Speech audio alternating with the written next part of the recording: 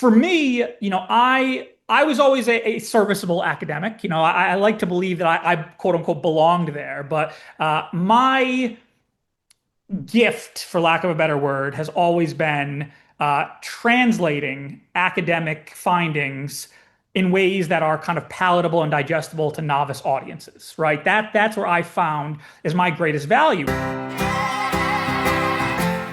Martians landed. Yes. Wearing Prada suits. Yes. Drinking Henry's seltzer. Yes. Chewing juicy fruit. Yes, and? Your branding here. Yes, brand. Your message here. Yes, and? A verse about Yes. your product here. Yes. I'm Hersh Rephun. Yes, and? I'm a message therapist. Yes.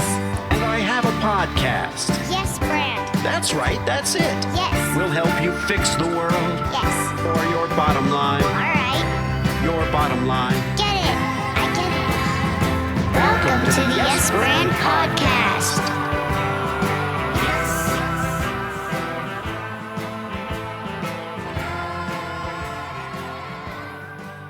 In the hot seat today on Yes Brand is JonRobert Tartaglione, known to friends as Tat. Tat is a psychologist. He's a behavioral scientist, an influence expert, keynote speaker. He's the founder of Influence 51, where he helps leaders and organizations and attorneys, nonprofits, and professionals understand why people think what they think, choose what they choose, and do what they do. And what's fascinating to me about Tat's story isn't simply that he teaches influence, it's that he built a business around ideas people didn't immediately know how to categorize, which definitely falls into the Yes Brand, ethos. He wasn't selling software, he wasn't selling consulting, he wasn't selling training. He's bringing insights from psychology and behavioral science into industries that were not using them. And he discovered what a lot of innovators discover, that the hardest part isn't doing the work. The hardest part is helping people understand the value before they experienced the value and the work. And that makes perfect sense because that's what we're all trying to do here. So today we're going to talk about influence, persuasion, expertise, self-promotion, the strange discomfort many experts feel talking about themselves. I totally relate to that. And what happens when your work makes perfect sense once people see it, but not necessarily before. So Tat, welcome to the Yes Brand Podcast. Oh, Hersh, it's my pleasure. I appreciate such a warm introduction. I look forward to the conversation today. Yeah, my pleasure. It's great to have you. And that's kind of also a case in point, which is that third party validation for someone else to get you and explain who you are, share who you are, is easier on you. But that's another thing that we can't always count on. Like I think I even mentioned to you, I had a friend who was saying that even his best clients couldn't describe what he does to other people because we're all seeing it through the prism of our own experience. So if somebody's going to refer us, they're just going to say, "Oh, he fixed my foot," or whatever it was that we did for them, right? They're not going to say, "Oh, he's so good at this," or "He does this or that." It's all their experience. But let's start with the expert that nobody knows how to categorize, right? Tell us a little of your experience in your background in psychology and behavioral science. Yeah, sure. So I've been studying psychology and behavioral science for the better part of a decade now. I was actually a philosophy major in undergrad. As you might imagine, the job market for philosophy majors was a little bit anemic. Yeah. So had to kind of figure out what else interested me. And I kind of realized that, what interested me about philosophy was a lot of these different kind of theories about human nature, about what kind of moves us, what makes us tick. And so psychology became kind of an organic stepping stone for me. I started reading psychology books. I hadn't really studied psychology as an undergrad. And I was fascinated. I was fascinated by the different levers of decision making and thinking and ultimately behavior. And so I now, since then, that all started back in like 2012, 2013. I have a master's from University College London, a master's from University of Chicago, and a PhD from the University of Cambridge, all broadly studying psychology and behavioral science. And for me, I kind of, after the first master's, I was kind of trying to explore, like, can I make a living out of this, right? Like, are other professions, are other industries aware of the insights that I find so fascinating, right? Would they be valuable if I brought them to different professional fields? And so I kind of put out a few feelers with friends who were employed in different industries. I talked to someone who was just in kind of general management and said, "Hey, do they teach you about things like loss aversion?" And he's like, "Well, Right. not really, right?" And then I went and talked to some friends who were lawyers. I said, "Hey, do they teach you about like the psychology of effective narratives, of storytelling?" They're like, "Well, you kind of learn it on the job, but they don't really teach us that." And I went to a friend who was in nonprofits. They teach you about the psychology of fundraising, what makes people give. And ultimately, what I was finding is that these are things that people kind of learn on the job, hopefully through trial and error, but it's not really something that they were being taught. And so I saw an opportunity Right. to bring this to these organizations in a more formal way and help them to create better strategies, smarter leaders, and ultimately kind of remove a lot of that trial and error from building those things. Now, given all of your time spent learning, let's say, um, you could have gone into academia, something more like that than entrepreneurship. What shifted the weights for you? Listen, I love academia. I have a lot of respect for individuals. Many of my colleagues, right, who I just finished my PhD program about a year ago. Many of my colleagues are now in academia. Tremendous respect for them. For me, I was always a serviceable academic. I like to believe that I quote unquote belonged there, but my gift, for lack of a better word, has always been translating academic findings in ways that are kind of palatable and digestible to novice audiences, right? That's where I found is my greatest value. And for me, I saw a gap in the market. I did see that we have all these incredible findings that are kind of sitting dusty, so to speak, in academia, right? Like we know how people think, how they make decisions, why they behave the way they do, and what are the different factors that can influence how to change those things. Things that industries and professions all around the world want to know in some context or some form or another.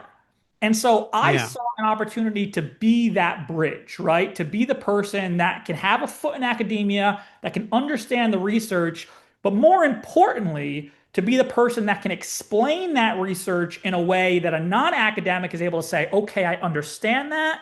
And I also understand where I can use it to be better at what I do. Well, picking up on that last sentence, what problem did you see that others were not solving? I think, you know, let's put it this way, right? Human beings, in and of themselves, are a puzzle. And in whatever profession you're in, you're trying to solve a piece of that puzzle, right? Take something like how we make decisions. In pretty much every profession, you are trying to figure out either how humans are making decisions or how you can influence those decisions. For a corporate leader, it might be trying to figure out how your people decide how much effort to put into something or how engaged to be, right? For a trial lawyer, it might be trying to figure out how people decide between right and wrong, between just and unjust. For a wealth advisor, it's figuring out how clients decide what allocation is most appropriate for their needs, right? But ultimately, it all comes down to broadly how people think, decide, behave. And so for me, I saw the problem, so to speak, right, Right, right. as this black box of human thinking, human psychology, human behavior. And I said, you know what? I can come in, I can teach the same thing to all these different professions, broadly speaking, insights from psychology and behavioral science, but I can adapt it to their context to help them better solve their particular issues. Uh-huh. Yeah. And when you're bringing those academic insights into kind of their real world situations, when you first started in Influence 51, what what did people think that you were selling? Um, that's an interesting question. First of all, I'm happy to be very transparent now. I've been fortunate enough where Influence 51, now has a portfolio of some very nice clients, right? You look at them, you know the names, and that's wonderful. That did not happen overnight. And as a matter of fact, Yeah. my mom still tells the story of like when I just started Influence 51. I came back from my first master's program in London, and I stayed with my parents for the first few months before I moved to New York. And I would come down every morning. I'd sit down at the table like 7 a.m. I would manually write emails to like a few hundred people every single day from like 7 a.m. until 7 p.m. If I was lucky, I would get three or four responses. If I was lucky, one of those responses might have been someone not telling me to screw off and never contact them again, right? But the Yeah. point is that the vast majority of people were like, I don't get what you do, right? Yeah. Because at that point, I was still very much in this kind of academic mindset, right? Where I wanted to talk to them about the different phenomena and the different manipulations and all these different things that I found cool, but they're like, I have no idea how this relates to my world. And that was kind of the first time I started to realize that, like, I need to figure out a better way to position what I do because most people were just like, are you an HR generalist? Are you some type of like new age HR person? Like they couldn't quite understand what value I was bringing, what objectives I was going to help them meet. And to exacerbate that problem, Hersh, when someone would ask me what I do, a lot of it was kind of, well, what do you do? Right? That's how I needed to explain it. And that was a huge barrier for helping people understand like how they would work with me. Yeah. What was the biggest misunderstanding that because I get them saying, well, what is it? And Yeah. that's kind of an open confusion. Like I'm Yeah. just totally confused. What is it? Yeah. And but what was a misunderstanding maybe that kept popping up? People thought like when I talked about things like, I'm going to teach you about things like message framing and psychological biases and things like that. They thought it was like almost like an HR training for like misunderstandings, right? Like, oh, so if this is something like if we're having misunderstandings in the workplace, you can come in and kind of ameliorate those or deal with those. They kind of thought that I was almost like the type of HR training that comes in to like, help people be nicer to each other or help people, manage conflict. And I'm like, that's not what I'm trying to do. But for whatever reason, the way I was positioning it at the time, this is what kept coming across for people.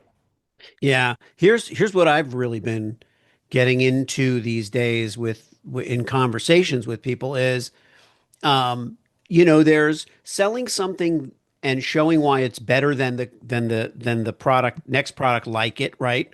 Why is it the best blender, right? Hmm. And then there's selling something that's new, Hmm. that it truly is innovative and doesn't just it's not just blank with a twist. Hmm. It's something new. Yeah. And you said when we spoke a couple weeks ago, whenever it was, you said, well, I can explain it, but people really need to see it. Yeah. Um, and I think that's this is an interesting thing I want to talk about. Like, what do people need to experience before they finally get it? So, this was a hard, a hard-earned lesson for me to realize, right? So, I Yeah. started talking about kind of my struggles at the beginning. I had in my first year of starting the business, I had one paying client experience. It wasn't even like a recurring client. It was one workshop, and at the time, I did that workshop for like $300, right? But it was a Yeah. huge for me. But the point is, like, something wasn't working, and me trying to convey what it was I did. Um, I finally got my first big client, not after one of my emails, but after they saw my content. They saw me kind of going over some of the content on something like LinkedIn or something like that and explaining the importance of understanding these concepts to something that they were working on. And I think the big thing for me, Hersh, that I realized is, you know, a lot of behavioral science, psychological phenomena, if you want people to pay attention, the first thing you need to do is you need to get them to experience it, right? So I'll give you a really quick example. If I'm teaching a client about loss aversion, the first thing I say to them is I say, imagine you're sitting on a bench, right? And I approach you with an opportunity for a gamble. I say, in my hand, there's a coin. It's a fair coin, but if you don't trust me, we can use a coin in your pocket instead. I'm going to flip this coin. If it comes up heads, I'm going to give you $10,000 in cash. If it comes up tails, you have to give me $10,000 in cash. Do you accept the gamble? Now, what's really interesting about this is if you're sitting in a room full of people, about 80 to 90% of people say, no, thank you. Okay, I will not accept that offer. And that's a really interesting finding, right? Because if we were perfectly rational decision makers, exactly 50% of us should say yes, and 50% should say no. But we're not. Human beings are loss averse, meaning that losses loom larger than gains, right? Although the idea of winning Right. $10,000 feels good, it doesn't feel as good as the idea of losing $10,000 feels bad.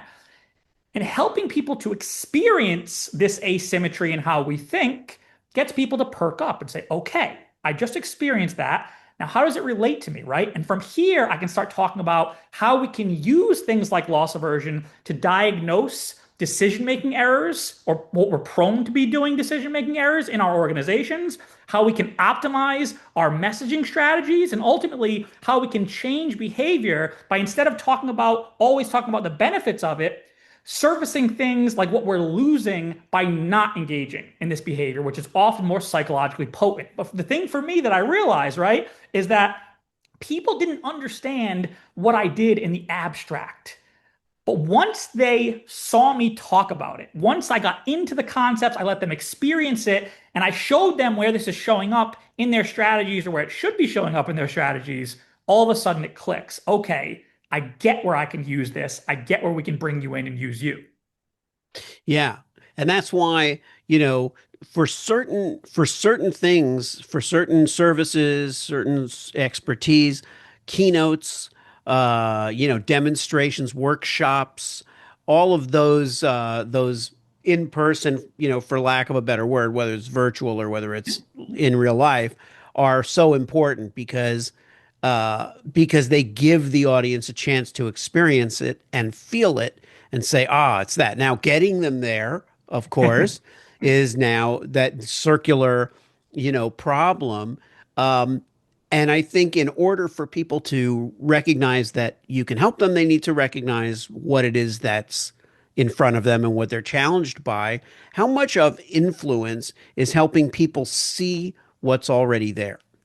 Yeah, it's really interesting. Influence is this incredibly complex, multifaceted topic, and it's made more complex by the fact of the things you're trying to influence, i.e., humans, right? Are these complex systems with consciousness that can just say, hey, I'm going to do the opposite just because I know you're trying to influence me. And so Yeah. influence is this thing that's actually it's really misunderstood in my opinion. Something like, people hear the word persuasion and it's this kind of much aligned for good reason in a lot of ways topic, but persuasion for me, if we to give an example of like a subcategory of influence, persuasion is not about manipulation or coercion. Persuasion is about creating a space where someone is willing to consider other perspectives and then framing your language, presenting ideas in ways that kind of shift their perception, in ways that they have not thought about before, that gives them an opportunity to rethink these ideas, rethink the way they approach certain issues. So influence is one of those things where it's interesting, Hersh, because everyone believes they understand influence. You ask, like, is it how much of it is Yeah. in plain sight? What we understand about influence is both a benefit and a barrier. It is a benefit in the sense that we probably have throughout our course of our lives done certain things that have worked, and it kind of allows us to develop these what we call folk psychologies about like how people are moved. And that's fantastic. But the challenge is that our interactions are necessarily A, small sample sizes, and B, biased by who we are, what we tend to do. And so what works for us in one circumstance, in one situation, might not work for someone else in another circumstance, in another situation. So helping people understand, right, that influence is not just one thing. Influence is a collection of tools that you can use for particular environments, particular times, particular circumstances is one of the first things to help people kind of get over, right? Is that it's not just one way to influence someone. Something that you might have been successful is not always successful in every single circumstance. Yeah. Now, what this leads us kind of seamlessly into is the ick factor. You know, you admit you had told me that, you hate self-promotion. I hate it too. Some people seem really comfortable with it, but then they may be perceived as, oh, they're just talking about them self-promotion. So it's almost like a double-edged sword. What felt uncomfortable about promoting yourself? You know, for me, I guess it's just not my disposition.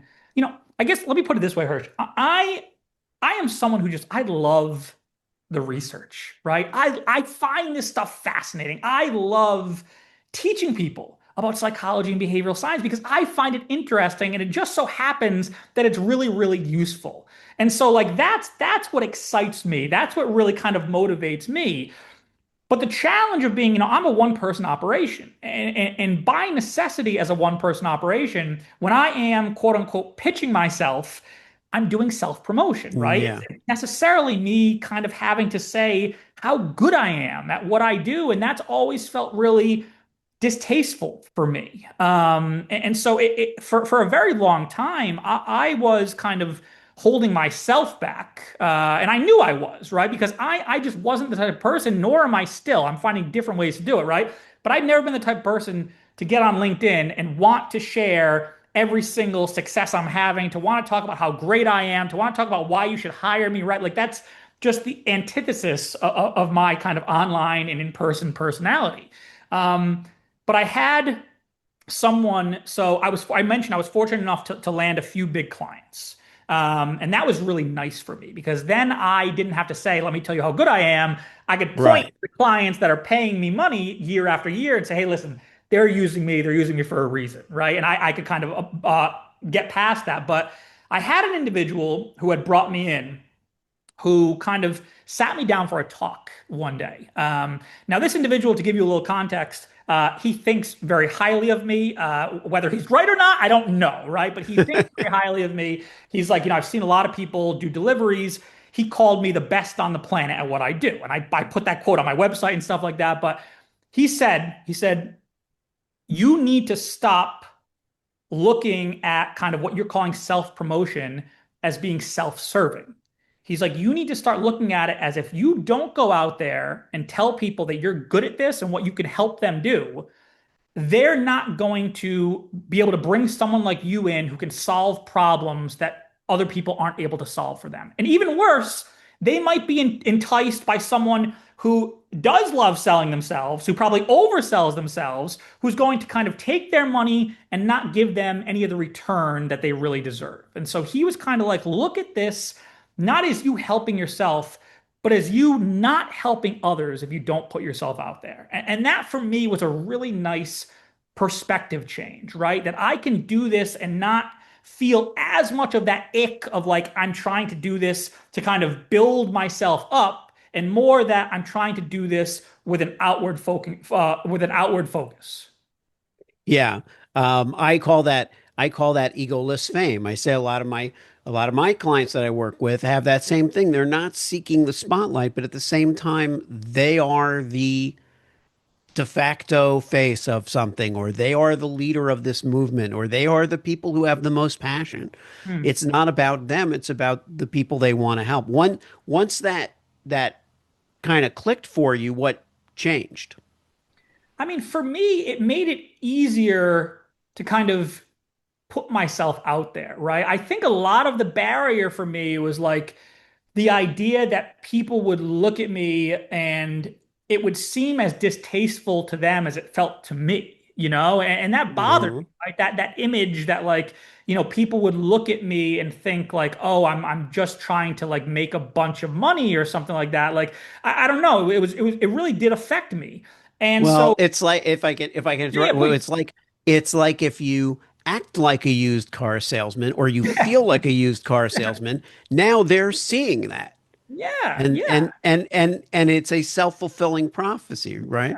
No, I think that's exactly right. And I think for me, right, like this new perspective, it was also a little bit of affirmation that like, hey, anyone who has seen you do what you do isn't going to think you going out there and saying hire me is something that's selfish at all, right? Like they know the value you bring to your work. The people you work with, the people you've studied with, the people you've done research with, in the labs that you've kind of, operated in, they know that your intentions are pure. They know that you genuinely know this stuff and you want to help people. And I guess for me, it was kind of getting out of my head that, everyone was going to have this view of me as this kind of used car salesman, which maybe was just kind of this negative view that I had of kind of people that go out there and pitch themselves so kind of self-servingly. But I do think it was something that was absolutely necessary for me to be more consistent in getting myself out there. And I'm still not great at it. I still, 95% of my clients still come from like seeing me do a keynote or a workshop, but I'm working on it, Hersh. I'm getting better slowly. You're getting better slowly. I also want to talk about scale because most people define scale as, having more employees, a bigger company, more complexity. Um, you mentioned you're a one man, band. How do you define scale? Yeah, it's a really interesting question, and I'll start off by saying when I first started the business, it was one of the first questions my dad asked me. My dad was like, how do you plan on scaling? What's the plan to scale? And to give a little background, my father was an incredible entrepreneur, so he actually started a taxi and transportation business with his father, and they started off with one car and they would alternate 12-hour shifts, right? And he built that into a large transportation business. Like he successfully scaled into a very successful business. So he knows what he's talking about. And he came up to me, he said, how are you going to scale? And I said, for me, even from day one, I didn't want to scale in the traditional way. I'm not someone Mhm. that I don't want to be a manager. I don't want to have the headaches of managing people. I don't want to have to deal with the logistics and all that.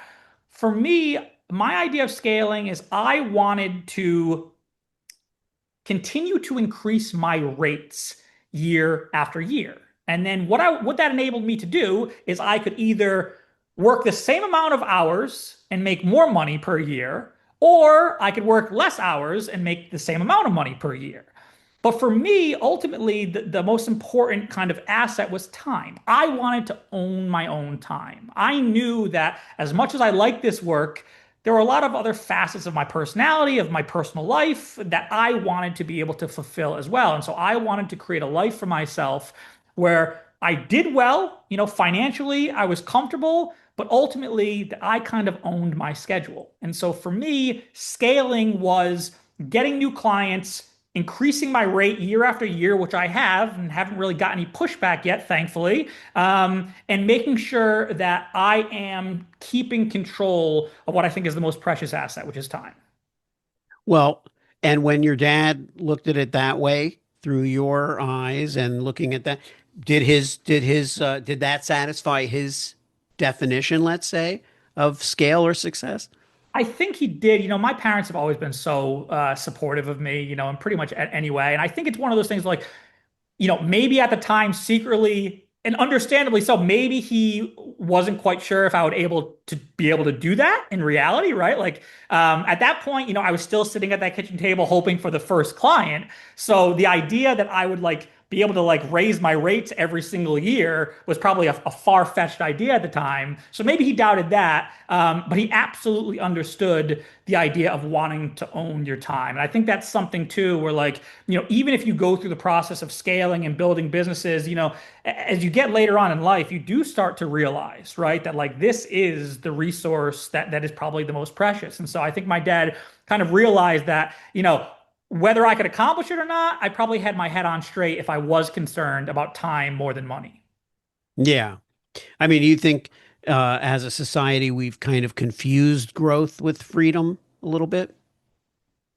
It's a good question. I mean, I think, I had a friend the other day who asked me, you know, would you ever want to be a multi-billionaire?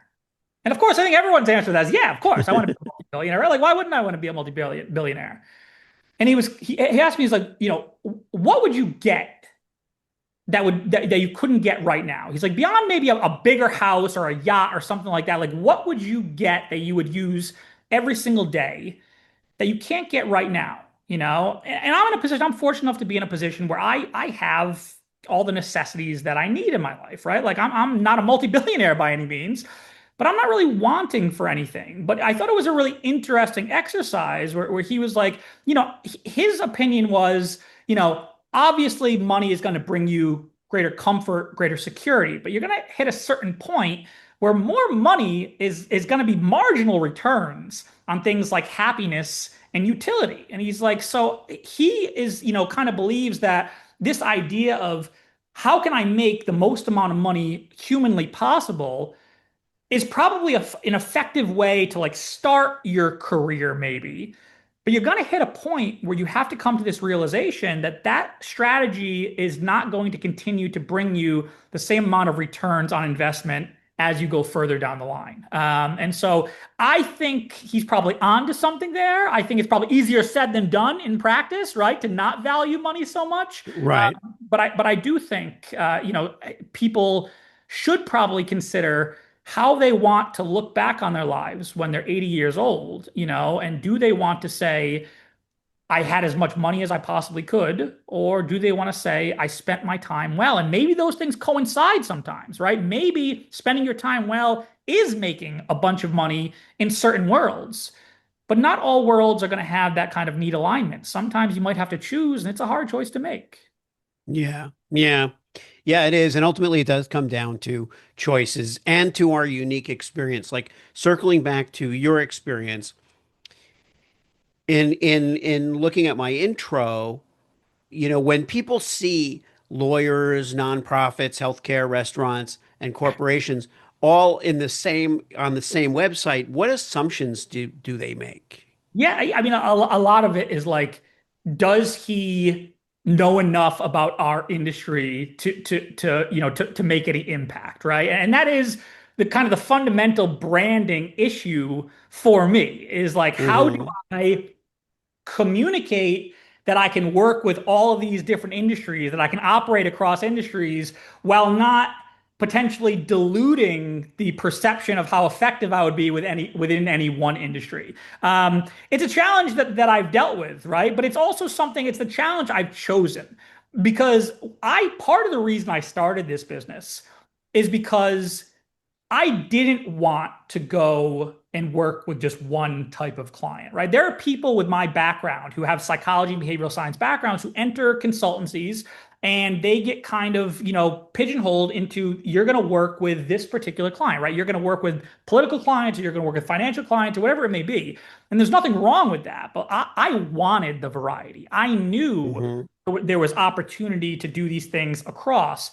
And it's really interesting, right? Because part of the challenge comes down to, a misperception about how much kind of not intimate knowledge I need of that particular industry.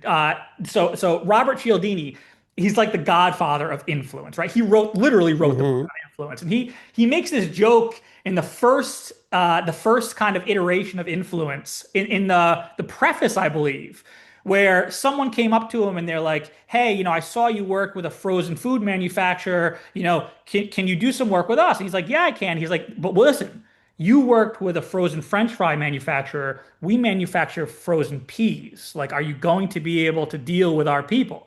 And Cialdini's kind of like, he was the one who made the point, like, it doesn't matter what industry you're in. People are people are people. I need to understand a little bit about how you want to move people, what you want to do with people. But ultimately, what I'm bringing is the same thing to every industry, a better understanding of people. And because of that, I don't need as intimate of an understanding of your industry as you might think, right? And so I think that's been part of the challenge as I've broadened my scope, as I've kind of gone into new industries.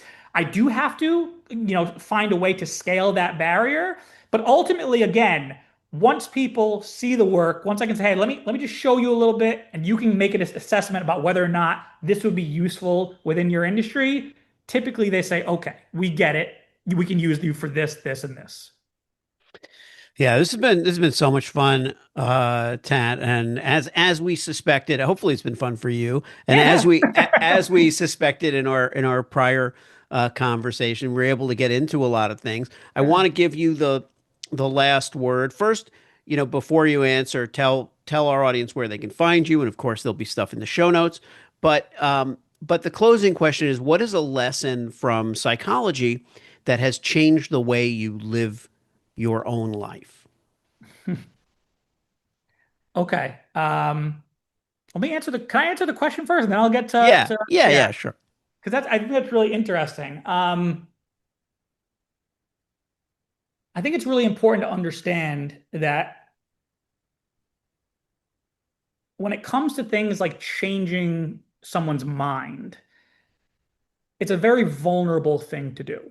Our beliefs are not isolated. They are not these things that we can kind of just swap out when new information comes in. A lot of times our beliefs are nested. We build beliefs upon other beliefs. And so this idea of changing an attitude is one of the most vulnerable things people can do, not only because beliefs are built on other beliefs, but also because beliefs are identity markers. Sometimes we believe what our group believes. And the idea of changing that belief also makes us vulnerable to our group, right? Is my group going to accept me if I decide to change what I believe? And so when it comes to persuasion, a lot of people have this misunderstanding that persuasion is about tactics. It's about figuring out, like, how do I construct an argument in a way that challenges them and kind of wins the battle, this logical battle.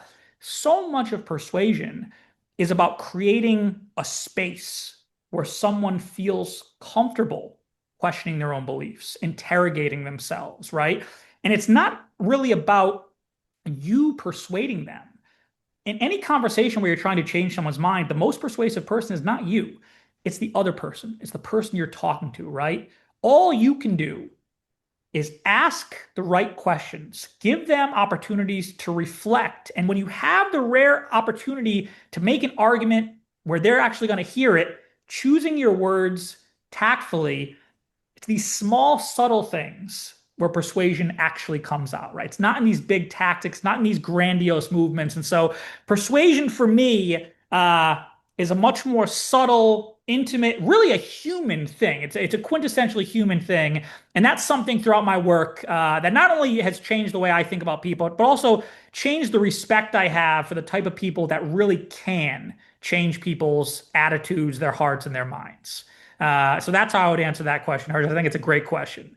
In terms of where people can find me, if for whatever reason you are not sick of hearing from me at this time, best place is my website. It's Influence51. That's influence51.com. You can find a lot of my content there. You can see the type of organizations I work with. You can find a lot of free resources as well that I put on the website. I also, although I spoke about my struggles with Hersh today, I do not like LinkedIn. I am trying to deal with it as a necessary evil for myself. And so while I'm not always super consistent, if you can figure out how to spell my name, connect with me on LinkedIn, send me a direct message. Happy to have a conversation with anyone who's interested in this work. All right. If you liked the show, Yes, and it worked for you, yes, then subscribe and leave a yes, friend. 5-star review. Yes, friend. Tell all your friends. Yes, friend. Get your branding here. Yes, friend. Get your branding here. Yes, friend. Did I make it clear?